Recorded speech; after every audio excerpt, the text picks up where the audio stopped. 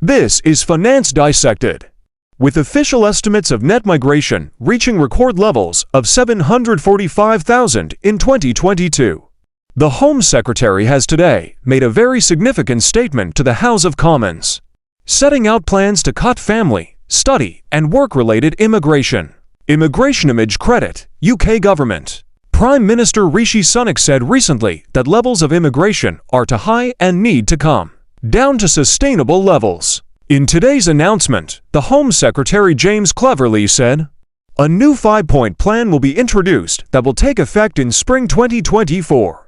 Under the new plan, the minimum salary for foreign skilled workers will be raised from $26,200 to $38,700, though the health and care sector will be exempt. The minimum income requirement for a spouse or family visa will be raised from $18,600 to $38,700.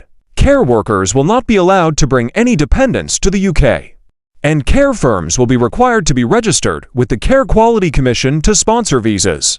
The shortage occupation list will be reformed, and the current 20% go-in rate salary discount for shortage occupations will be abolished. The rules on students bringing family members to the UK will be tightened.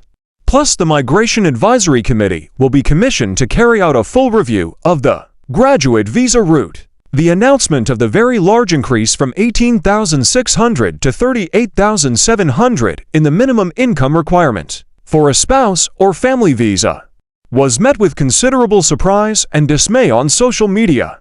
Katie Newberry of Kingsley Napley Solicitors noted on X, formerly Twitter, that the increase also means that British people will need to earn at least $38700 if they want to bring their partner to the UK. The non-profit organization Reunite Families UK said it was beyond devastated by the increase. Author and political journalist Ian Dunt called it an assault on mixed nationality British families. Chris Smythe, the Surmise editor of The Times, noted that 3/4 of British people are now too poor to marry a foreigner. It was not immediately clear if the increase would apply to those renewing a family visa, but the leading immigration barrister Colin Yeo said he imagines it will only apply to new entrants.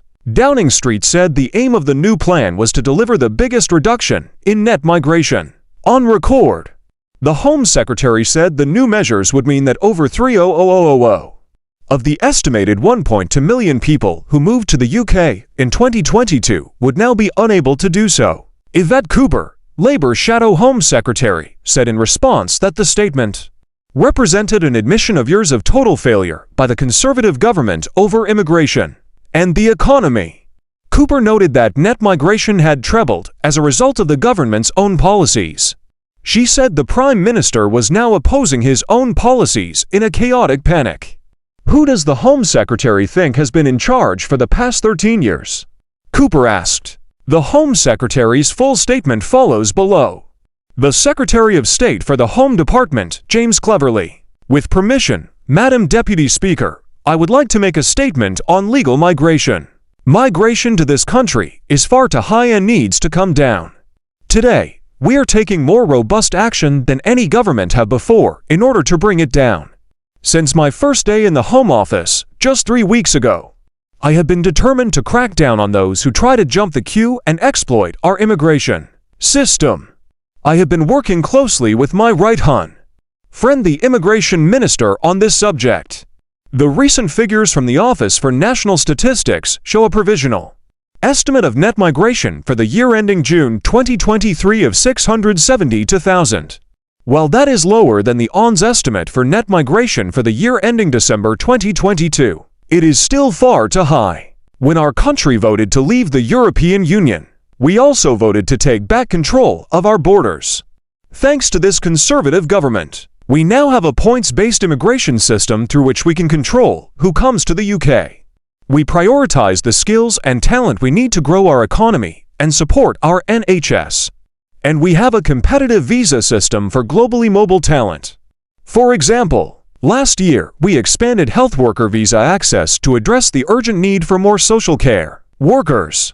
The whole country can be proud that in the past decade we have also welcomed more than 500,000 people through humanitarian routes, people from Ukraine, Hong Kong, and Afghanistan, including 85,000 from Ukraine and Hong Kong in the past year alone. The British people will always do the right thing by those in need. But they also, absolutely rightly, want to reduce overall immigration numbers. That means not only stopping the boats and shutting down illegal routes, but a well-managed reduction in legal migration. People are understandably worried about housing, GP appointments, school places, and access to other public services when they can see their communities growing quickly in numbers. From January 2024, the right for international students to bring dependents will be removed, unless they are on postgraduate courses designated as research programs. We always want to attract the global brightest and best. We have also stopped international students switching out of the student route into work routes before their studies have been completed. These changes will have a tangible impact on net migration. Around 153,000 visas were granted to dependents of sponsored students in the year ending September 2023. Today, I can announce that we will go even further with a 5-point plan to further curb immigration abuses that will deliver the biggest ever reduction in net migration. In total, this package, plus our reduction in student dependence, will mean that around 300,000 fewer people will come to the UK in future years than came last year. These measures are possible because we are building up our domestic workforce and supporting British workers. Thanks to the excellent work of my right hand friend, the Work and Pension Secretary, our Back to Work plan will help people stay healthy, get off benefits, and move into sustainable employment.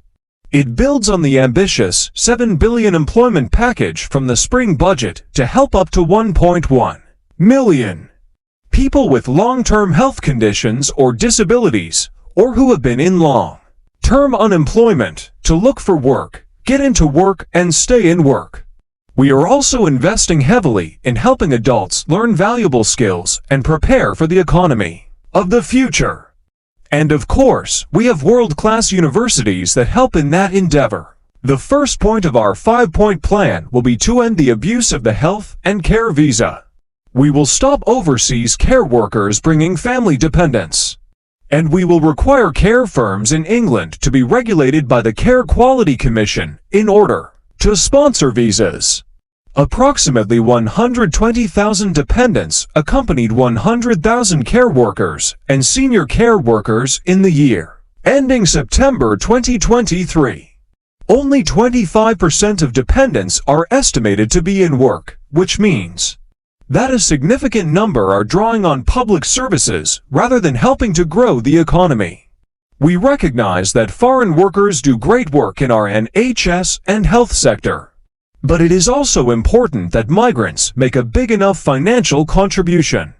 Therefore, we will increase the annual immigration health surcharge this year by 66%, from $624 to $1035. To raise on average around $1.3 billion for the health services of this country every year. Secondly, we will stop immigration undercutting the salaries of British workers.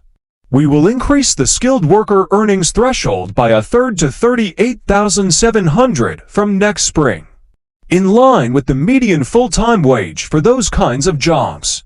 Those coming on health and social care visa routes will be exempt, so we can continue to bring in the healthcare workers on which our care sector and NHS rely.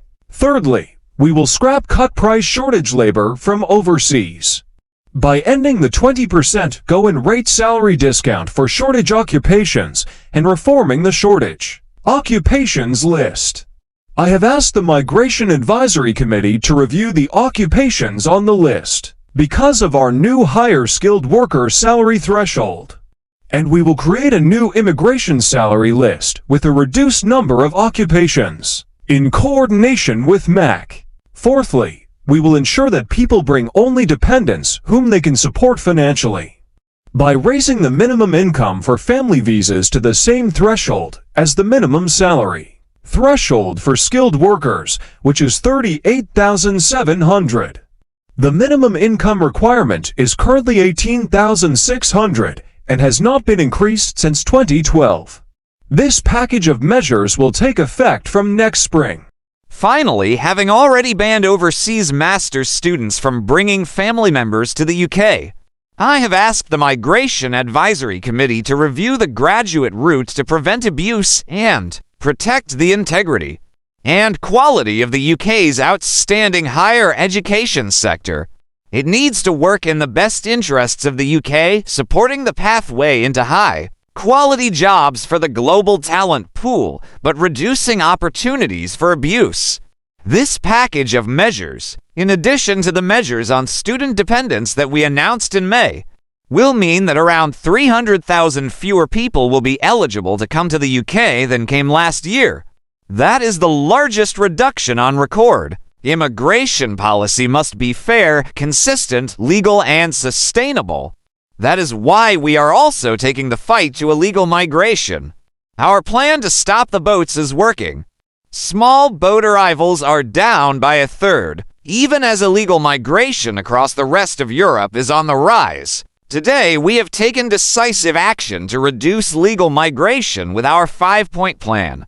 Enough is enough. We are curbing abuses of the healthcare visa, increasing thresholds, cutting the shortage occupations list discount, increasing family income requirements, and cutting the number of student dependents. I commend this statement to the House. Thanks for watching. For more updates, please subscribe to be the first to be notified. Bye for now from Finance Dissected.